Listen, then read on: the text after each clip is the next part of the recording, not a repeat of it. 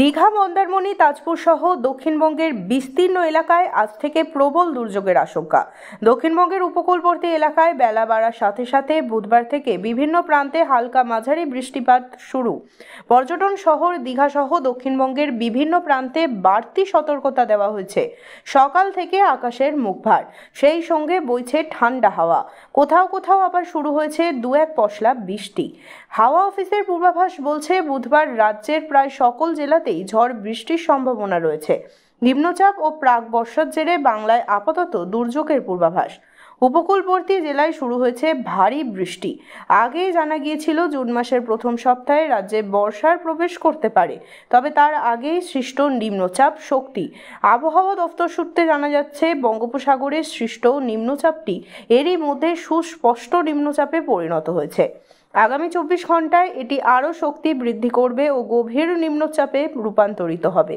আজ থেকেই দক্ষিণবঙ্গের উপকূলবর্তী জেলাগুলোতে ভারী বৃষ্টি শুরু হয়েছে। আগামীকাল ও শুক্রবার বৃষ্টির পরিমাণ আরও বাড়বে বলে পূর্বাভাস।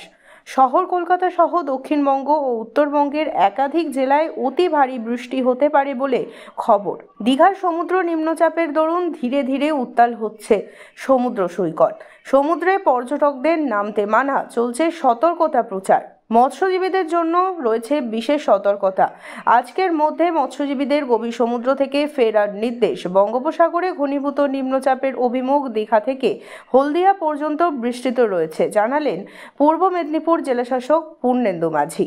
আমরা সরকার থেকে আমাদের ডিপার্টমেন্ট থেকে প্লাস বিভিন্নভাবে আমরা পাচ্ছি ওয়েদার ফোরকাস্টিং পাচ্ছি যে আগামী 2-3 দিন ধরে একটা নিম্নচাপ ঘনীভূত হয়েছে বঙ্গোপসাগরে, এবং তার যে আমরা অভিমুখ দেখছি সেটা কিন্তু হলদিয়া দীঘার মাঝখান দিয়ে ওঠার চান্স আছে। ফলে সমুদ্র উত্তাল থাকবে এবং আগামী 3 দিন ভারী থেকে অতি ভারী বৃষ্টির একটা সম্ভাবনা রয়েছে। সেই জন্য আমরা আমাদের ডিস্ট্রিক্ট এবং সাব ডিস্ট্রিক্ট ব্লকের কন্ট্রোল রুম ওপেন করেছি এবং প্রত্যেক ভিডিওকে বলা হয়েছে, মিটিং করেছি যে যদি কোনো নিচু জায়গা থাকে, যদি সেখানে খুব প্রচন্ড বৃষ্টি হয়, যদি জল জমে, তাহলে মানুষকে সরিয়ে আনার জন্য আমরা পরিচয় নিয়েছি এবং কোথায় রাখবো, তার খাওয়া দাওয়ার কী হবে সবকিছু আমরা প্ল্যান করে নিয়েছি। আমরা পরিস্থিতি নজর রাখছি।